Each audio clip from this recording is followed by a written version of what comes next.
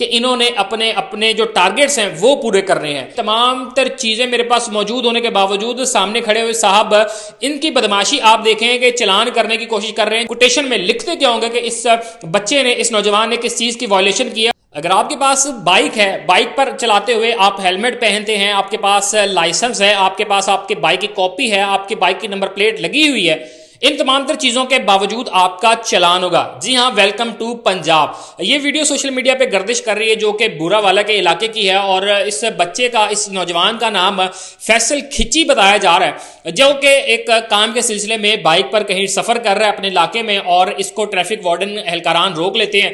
रोककर इसका चलान करने की कोशिश कर रहे हैं और चलान कर भी देते हैं।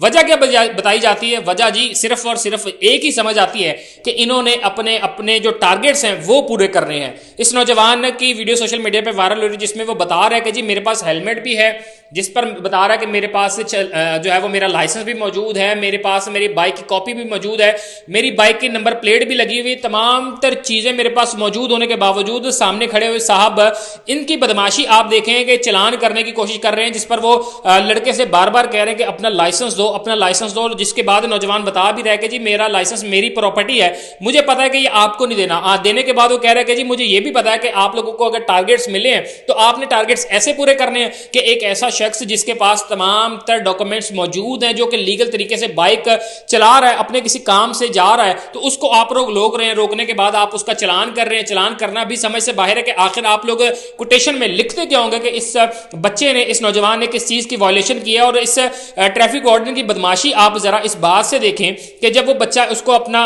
जो है लाइसेंस नहीं दिखा रहा, वो लाइसेंस उसको हैंड ओवर नहीं कर रहा, कह रहा है कि मेरी प्रॉपर्टी है, तो ऐसे में ये ट्रैफिक वार्डन साहब जो है वो उसकी बाइक धकेल रहे हैं, जिस पर वो फिर कह रहे हैं कि जनाब ये मेरी प्रॉपर्टी है, आप मुझे बताएं कि मेरी बाइक को कहां लेकर जाना है, कहां लेकर जा रहे हैं, मैं लेकर जाता हूं।